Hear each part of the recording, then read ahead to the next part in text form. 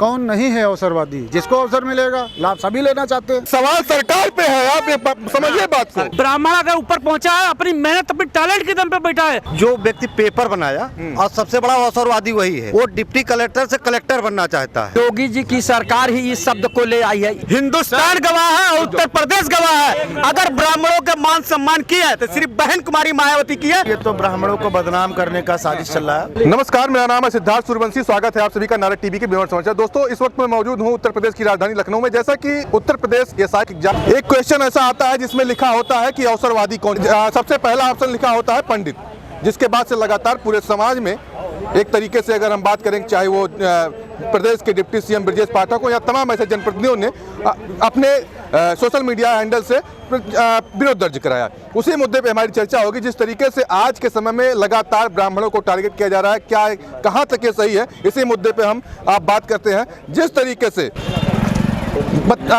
UPSI के paper में आता है पंडित अवसरवादी होता है, ये कैसे देखते हैं इस चीज़ को? कौन नहीं है अवसरवादी? जिसको अवसर मिलेगा लाभ सभी लेना चाहते हैं, लेकिन माइंड सेट कर रखा है सरकार ने भी और लोगों ने भी, और सरकार उन्हीं को बढ़ावा देने के लिए कानून और ले आई है। इनकी सबकी विचारधारा जो है वो सिर्फ सवर समाज की बहन बेटियां तक रहे हैं। ये लोग जिस तरीके से ये लोग आगे बढ़ रहे हैं, आज पेपरों में पंडित को बदनाम कर रहे हैं। संतोष वर्मा खुलेआम कह रहा है बेटियां दीजिए आप।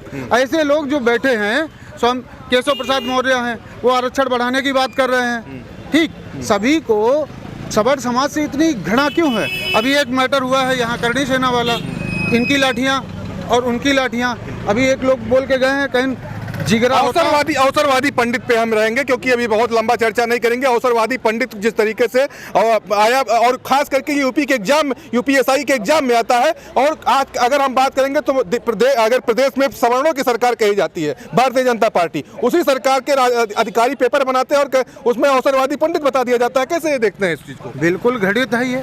जिस व्यक्ति ने ये पेपर बनाया है उसका माइंड सेट है एकदम। जिस व्यक्ति ने ये पेपर बनाया उसका माइंड सेट है, और कहीं ना कहीं सरकार का संरक्षण है। और नहीं है तो अब तक जेल में होना चाहिए उस आदमी को तो अब तक ढूंढ लेना चाहिए ना। कोई ऐसा तो है नहीं कि वो कोई भागा हुआ आदमी है। सबको पता है पेपर किसने बनाया। सबको ये नहीं पता कि पेपर किसने बनाया। सरकार को अच्छी तरीके से पता है किस व्यक्ति ने पेपर बनाया। अब तक उसको नौकरी से निकाल कर जेल में डालो आप, लेकिन नहीं डालेगी सरकार, क्योंकि सरकार सवर्ण विरोधी है। ठीक है, ये डालेगी कैसे? क्यों पंडित जी बताइए, आप क्या पंडित अवसरवादी होता है क्या भैया? देखिए क्या है ना कि सबसे ज़्यादा लोगों को जो है किस समाज से तकलीफ़ है। सबसे ज़्यादा तकलीफ़ लोगों को जो है सनातनी समाज से है, क्योंकि वो एक प्रबुद्ध समाज माना जाता है। वो अपने तो तकलीफ किसको है? हम बता रहे हैं, सरकार को है क्या? आज सवाल सरकार पे है, आप ये समझिए बात को। सरकार को भी मैं लेता हूँ घेरे में। घेरे में लीजिए ना। देखिए विरोध कहाँ पे है? जब आप अपनी प्रतिभा और परिश्रम से उस ऊंचाई को नहीं पा पाते हैं जिस ऊंचाई की आप अपेक्षा करते हैं, और तब जो है आपके अंदर जो है क्या होता है, एक विरोध की आक्रोश की भावना उत्पन्न होती है। तब आप अवसर ढूंढते हैं कि इस समाज को कैसे बदनाम किया जाए। अच्छा, ये चूंकि जो राजनीति में जो है लोग इस तरह परवाह किसने बनाया बताइए? सरकार के लोगों ने बैठ के बनाया, काहे नहीं उसको कह रहे हैं ना। मैं यही बात कह रहा हूँ कि देखिए, जब राजनीति में जो है लाभ हानि की बात आती है, गुणा गणित की बात आती है, तो सरकारें चाहे पक्ष हो चाहे विपक्ष हो खामोश सी हो जाती हैं। ठीक है, लेकिन जब वोट लेने की बात आती है तो सबको ढूंढती हैं। ब्राह्मण भी आ जाए, यादव भी आ जाए, हरिजन। अब कोई पार्टी किसी को नहीं ढूंढ रही है। उधर सपा पीडीए कह रही है, इसी में लगे हो ना। भारतीय जनता पार्टी हिंदू हिंदू करके कह तो रहे पंडित अवसरवादी है भैया, कहीं नहीं मान रहे उस चीज को। देखिए, ये समय आने पर उनको पता चल जाएगा कि अवसरवादी है कि जो है वो क्या है। देखिए, पंडित जो है अवसरवादी इसलिए होता है क्योंकि वो अपनी मेहनत से हर चीज पाना चाहता है। हर अवसर का जो है वो मेहनत करना अवसरवादी होता है। जैसे मेहनत करना अवसरवादी, आपका भी अर्थ गलत। तमाम ऐसे हिंदी बाहुल क्षेत्र में, हिंदी में तमाम ऐसी परिभाषाएं, तमाम ऐसे अर्थ हैं अवसरवादी के। क्या पंडित को ही क्यों सबसे पहले रखा गया भैया? जैसे कोई परीक्षा होती है, अवसर मिलता है, वो अवसर का लाभ उठाता है अपनी परिश्रम और मेहनत से। अगला व्यक्ति उसका लाभ नहीं उठा पाता है तो क्या कहें ये अवसरवादी है। पंडित जी आप सरकार का पक्ष रख रहे हैं, आप जो है आप भी अवसरवादी के तरीके से बात कर रहे हैं। मैं क्या बात करूं इससे आपसे, आप बताइए। क्या पंडित अवसरवादी होता है जिस तरीके से हमेशा ब्राह्मणों को बदनाम किया जा रहा है? बिल्कुल बिल्कुल, ये देखिए बहुत सोची समझी चाल है। पहले आप इनको चाल को समझिएगा। आखिर जो जिसने ये पेपर बनाया है उसमें कुछ कंपनी लोग बैठे होंगे, 4-5 लोग मेंबर होंगे जो पेपर बनाए होंगे। 13 कमेटी होती होगी, जो भी कमेटी होती होगी उन्होंने पेपर बनाया। अगर उसमें इस क्वेश्चन को दिया गया है तो आप सोचिए कितनी बहुत बड़ी विडंबना इस देश की है कि कैसे उन्होंने जो है एक जात को अलग करने की कोशिश किया। अरे आज से नहीं, इतिहास उठा के देख लीजिए। ब्राह्मणों पर शुरू से अत्याचार हुआ है। ब्राह्मण अगर ऊपर पहुंचा है अपनी मेहनत अपनी टैलेंट के दम पे बैठा है, ना कि आरक्षण के भीख लेके आगे पहुंचा है। अवसरवादी बात करते हैं, कौन अवसरवादी नहीं है? क्यों ब्राह्मणों को बदनाम कर रहे हैं? क्योंकि जानते हैं अगर ब्राह्मण को कुछ भी कह देंगे तो ब्राह्मण को कोई फर्क नहीं पड़ने वाला है, न वो रोड पे आएगा न कुछ कहेगा। चलो ठीक है यार, उसकी सोच कैसी है? सनातन हिंदू फलाना धमाका पंडित तो चिल्लाते हैं ना, तो हो गया ना अवसरवादी भैया, हो जाओगे ना। देखिए भैया ऐसा है, मैं बताऊं आपसे, देखो ब्राह्मण शुरू से ही, आज से नहीं, ये आदिकाल से ब्राह्मण जो है शुरू से अपने धर्म और संस्कृत कल्चर को लेकर लोगों को जोड़ने की कोशिश करता है। लेकिन ये आरक्षण रूपी राक्षस जब आया तब लोगों को जो है समाज से बहिष्कृत कर दिया। समाज के लोग विखंडित होने लगे, समाज जाति में पड़ने लगे। एक मिनट रुकिए, इसलिए मैं कहना चाहता हूं कि इस जो कानून बनाया है उसको गलत तरीके से किया गया है। मैं इसका विखंडन करता हूं, मैं इसका विरोध करता हूं कि जो कानून बनाया है उसके ऊपर कठोर से कठोर, बल्कि जो ये अवसरवादी क्वेश्चन किया है उसके ऊपर कठोर से कठोर कार्रवाई हो। भैया आप कैसे किसी एक जात को आप जो ऊपर वो इल्जाम लगा सकते हैं? ये बताइए, पंडित अवसरवादी होता है, ये एक एग्जाम में आता है, यूपीएसआई के एग्जाम में। देखिए अवसरवादी जो व्यक्ति पेपर बनाया और सबसे बड़ा अवसरवादी वही है। वो डिप्टी कलेक्टर से कलेक्टर बनना चाहता है।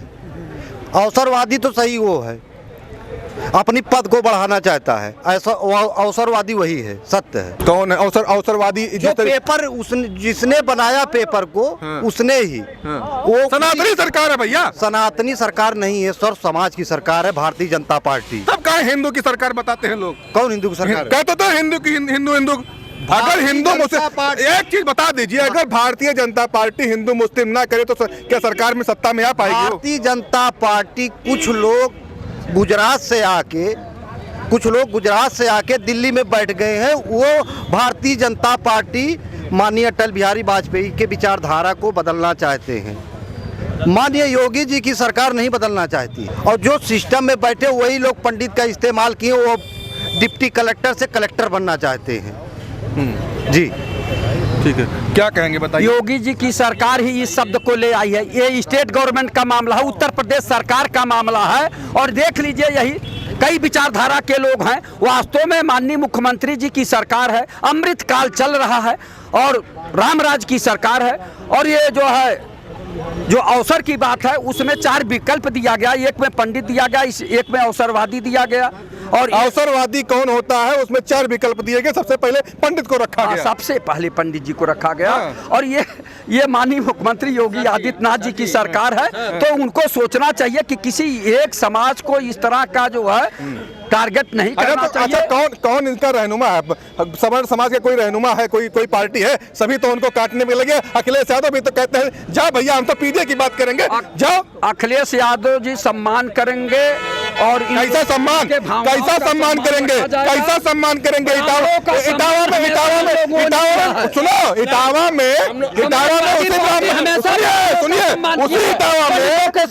इटावा में सुन लीजिए यादव जी, उसी इटावा में ब्राह्मण महिला का मूत्र भी करवाया जा रहा था सोशल मीडिया पे। देखिए, इक्का दुक्का सिरफिरों का बात छोड़ दीजिए। ब्राह्मण समाज का जो है सम्मान समाजवादी पार्टी करती है और सदियों से करती आई है। हम लोगों की मित्रता बहुत पुरानी है। सर, ये पूरे हिंदुस्तान गवाह है और उत्तर प्रदेश गवाह है।